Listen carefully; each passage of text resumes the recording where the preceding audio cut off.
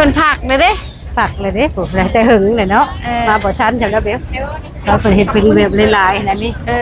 จะเบิ่งได้เนาะเพิ่นแยกไปเลยเด้โอ้ตะกี้เพิ่นเต้นหลายแม่ก็แม่นอยู่ได้ก็โอ้ชมเชยกันคือบ้านเฮาก็ชมเชยแบบดีมกดีใจเพิ่นสามัคคีกันนั่นนะมีถือว่าถ้าสามัคคีกันแน่นี่น่ะหอมเพลงหอมใจกันเนาะเบิ่งแม่นเอาน้ำมาให้กินสิออกกำลังกายเมื่อยแล้วก็มากินน้ำพักผ่อนโอ้อุดมสมบูรณ์ขนาดเพิ่นนี่ประเทศเพิ่นนี่ประเทศอุดมสมบูรณ์ดีมกดีใจน้ำเพิ่นอยู่เด้อดีใจน้ำเพิ่นอยู่เพิ่นออกกำลังกายแล้วมากินน้ำที่ยายเห็นกับยายดีมกดีใจแบบว่าเพิ่นสนุกสนานแล้วก็แบบสามัคคีกันบ่ปะบ่ทิ่มกันเนาะประเทศเพิ่นนี่ประเทศหลายๆซึ่งชมน้ำใจเพิ่นเนาะแม่เนาะแม่นประเทศหลายๆจากต่างชาติแล้วก็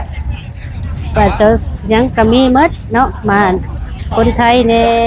สปป.ลาวแน่มาออกกำลังกายนำกันกะเพิ่นก็บ่ได้ว่าหยังดังเพิ่นให้ออกฟรีหมดให้ข่าวฟรีเบิดให้ข่าวฟรีโอ้ยดีมกดีใจนำเพิ่นเด้สิเป็นเพิ่นมีน้ำจิตน้ำใจเนาะ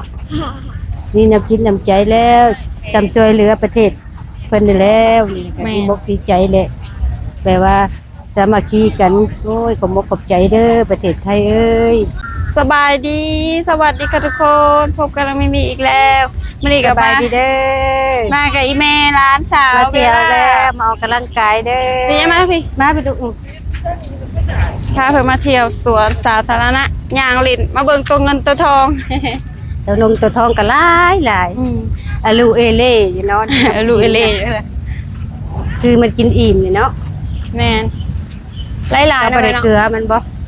เขาเอาหยังเกลือมันหากินตามธรรมชาติบ่น่าจะหากินธรรมชาติหรือว่าเพิ่นก็ซื้อขนมปังยังบ่เบิ่งต่างชาติถ่ายรูปเพิ่นต่างชาติก็หลายเนาะ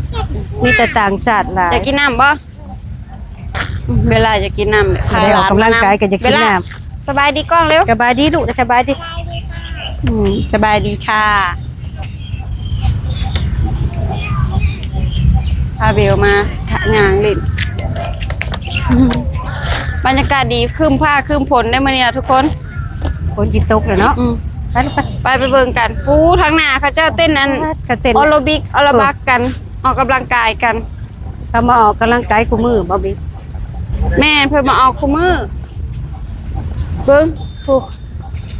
อยู่ทางในเพิ่นรักษาสุขภาพดีเนาะมีเนาะแม่นคนไทยเพิ่นรักสุขภาพดิสุขภาพดีแล้วออกกำลังกายสุขภาพแข็งแรงแล้วมาพี่สุขภาพแข็งแรงแล้วผู้เบิ่งได้เปผู้เพิ่นออกกำลังกายนี่ย่างมาซะพี่ย่างตรงไปเลยผู้เพิ่นออกกำลังเบิ่งเพิ่นไปเต้นออกกำลังกายเพิ่นบ่แม่นออโรบิกบ่เพิ่นว่าโอ้ไปก็หาก็มาเห็นได้เพิ่นเต้นออโรบิกดิเบลล่ะหลายดิเนาะบ่ได้มาแต่หึงเลยเพิ่นเต้นกำลังเพิ่นบอกมันเป็นไวรัสเด้อไวรัสกระแสดังเพิ่นได้เจ้าชีวิตก็อยู่ใช่ลูกเจ้าชีวิตกินอยู่ใช่บ่แม่นเจ้าก็รู้จักบ่แม่นบ่น้อยเจ้าชีวิตปูย่างไปเบว่าเจ้าเพิ่นยืนอยู่บ่ลูกเบว่าเจ้าชีวิตยืนอยู่เบว่าเพิ่นท่านนะฮะบ้านเฮามันเอิ้นเจ้าชีวิตมันก็ว่าเอิ้นเจ้าชีวิตท่าน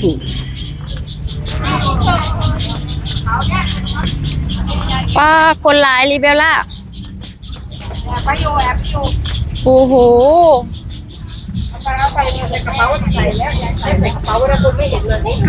คนหลายลิอยู่นะหันว่ามีคนเพิ่นเต้นต่างหากได้เวลาแม่นอันนี้หลายลินี่เนาะนี่หลายลิหลายลิแล้วไปพี่บ่มีไปพี่บ่แล้วไปกันไปบ่ได้แล้วไปหั่นน่ะบ่ไปบ่ได้บ่จะแล้วมาย่างไปเบิ่งก็ได้แล้วก็ลงมากันป้าคนหลายลิพาแม่มาเต้นโอโรบิกก่อน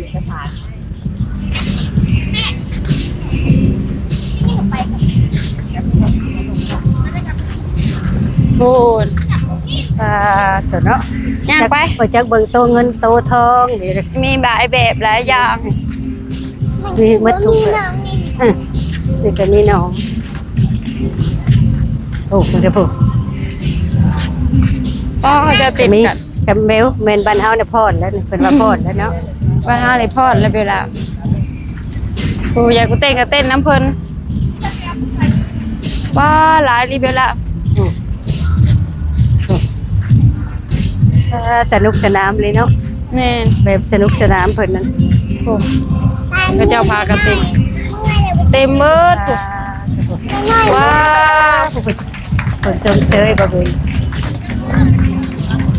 ขนาดสิฮะก็เปิดบ่หรือว่าเปิด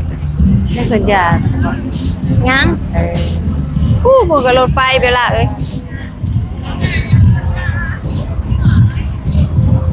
โอ้หลายแฮง หลายคนหลายดีรอเนาะป๊าดคนจะมาบุญนี่ มาพี่ มาพี่ลูกละจำเอาบุญเซลพี่เอ้ย มาเบิ่งใกล้ อ่าโอ้ยกำลังเพิ่นได้ปัญญาใช่เนาะ ๆแล้วเขาเจะก็เต้นมืออีกหลายแฮง ยายเพิ่นเบิ่งเต้นจนจบ ฮะ เพิ่นเต้นหลายๆเนาะไอ้เป็นตาเบิ่งนะ เป็นตาเบิ่ง นะ บ่ เพิ่ แม่ น เพิ่นกำลังสิเตะเพิ่นกำลังเต้นกันแม่ว่าเป็นตาเบิ่งก็ดอก มันนี่เพิ่นกำลังเฮ็ดว่าบีบ เออ จะเป็นแต่หลักต่างชาติ เพิ่นพักเลยเด้ ปักเลยเด้โหแต่หึงเลยเนาะ เออ มาบ่ทันจังแล้วเบลเราเพิ่นเฮ็ดเป็นแบบหลายๆนั่นนี่ เออ เป็นตาเบิ่งเลยเนาะ เพิ่นแยกไปเลยเด้ เออ โอ้ตะกี้เพิ่นเต้นหลาย วันนี้เพิ่นพักผ่อนหมดแล้ว นายสิพักผ่อนเดี๋ยวไปกินน้ำกันเพิ่นย่างไปพุ่นไปเบิ่ง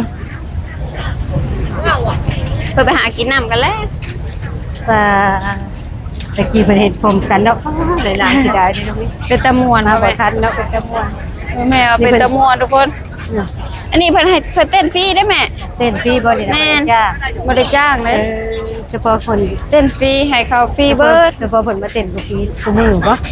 ชูมือเพิ่นมาชูมือ เออ มาพี่ย่างไปเบิ่งนี่แล้วเพิ่นก็มาใหม่อีกเพิ่นก็เต้นใหม่อีกเขาเจ้าเฮ็ดอีหยังกัน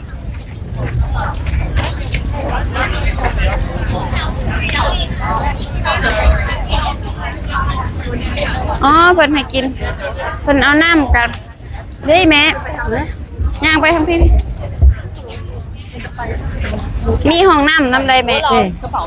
มันจะเข้ากับห้องน้ำ น้ำ ได้ กับน้ำฟรีบ่นี่ อันนี้คือน้ำฟรีนี่ เออ มาเบิ่งนี่เพิ่นให้กินฟรีเลยนะ ที่ แม่นี่เขาจะต่อแถว ออกกำลังกายอีกก็กินฟรีอีกเนาะ แม่น โอ้ยเฉพาะพระเจ้ามาออกกำลังกายหั่นแหละ แม่นเบิ่งเลยดิ กินก็กินฟรีออกก็ออกฟรี แม่นเบิ่งนี่ต่อแถวกันเอาวันน้ำฟรี ไป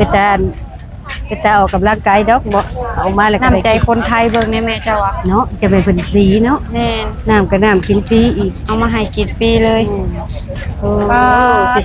ชื่นชมประเทศเพิ่นชื่นชมเพิ่นอยู่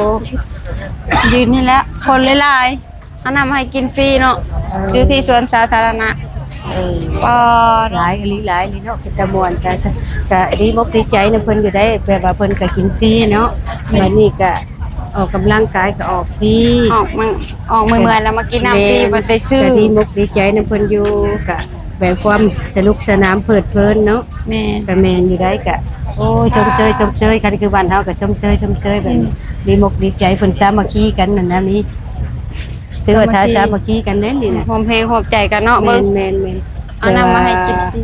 ออกกำลังกายเมื่อยแล้วก็มากินน้ำพักผ่อนโอ้ยอุดมสมบูรณ์ขนาดเพิ่นนี่ประเทศเพิ่นนี่ประเทศอุดมสมบูรณ์ดีมกดีใจน้ำเพิ่นอยู่เด้อดีใจน้ำเพิ่นอยู่เพิ่นออกกำลังกายแล้วมากินน้ำที่ยายเห็นกับยายดีมกดีใจแบบว่าเพิ่นสนุกสนานแล้วก็แบบสามัคคีกันบ่ปะบ่ทิ่มกันเนาะประเทศเพิ่นนี่ประเทศหลายๆ ซึ่งสม นะ น้ำใจเพิ่นเนาะแม่เนาะ เงินประเทศหลายๆจากต่างชาติแล้วก็บ้านเซายังก็มีหมดเนาะมาคนไทยแน่สปปลาวแน่มาออกกำลังกายนำกันกะเพิ่นก็บ่ได้ว่าหยังดังเพิ่นให้ออกฟรีหมด ให้ข้าวฟรีเบิด ให้ข้าวฟรีโอ้ยดีมกดีใจนำเพิ่นเด้สิเป็นเพิ่นมีน้ำจิตน้ำใจเนาะ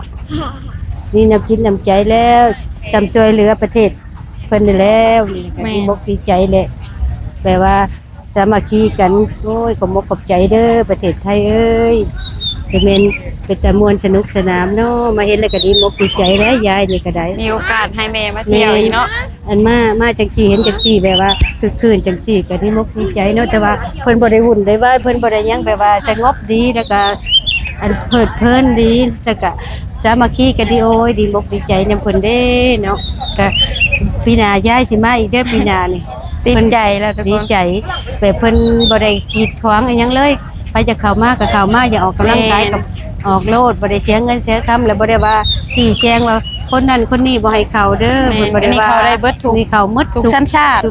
ทุกคนอีกเนาะ เพิ่นต้อนรับทุกชั้นชาติทุกคนเข้ามาประเทศไทย ดีมกดีใจนำเพิ่นเด้จะอ่อนเพิ่นเด้เนาะอย่างนี้จังซี่เด้อยากมาเห็นจังซี่แต่ละปีหน้าสิมาอีกเด้อพี่น้อง เห็นไหมจะได้ชื่นมกชื่นใจโอ้ยจะเป็นดีมกดีใจมวนในจิตในใจ แล้วก็ยายก็ได้มาออกกำลังกายนะเพิ่นอีกโอ้ย เดี๋ยวจะ แข พาน ไป ขา ออก กับ กำลัง ปวด กาย กับยาเศร้าในแหละได้ดิจิกจักจิกจักไอ้พัตตะเกิดจนเฒ่าพอดีไปออกกำลังกายจักเทื่อมีแต่แลนที่ตามบ้านแลน แลนแลนงัวอะไรควายนี่แหละบ่ได้แลนออกกำลังกายเด้อว่ายายนั่น อ้าวหลานก็ให้อุ้มแหละบ้าน โอเคเด้อทุกคนคลิปวิดีโอนี้น้องมีก็สิจบเพียงสำนี้เนาะเจอกันคลิปหน้า สบายดี ฝกเป็นกำลังใจ เด้อ กดไลค์กดแชร์พวกเขาเด้อ พี่น้อง สวัสดี เบิ่งในชม สวัสดี น้ำกันเด้อ ค่ะ พี่น้อง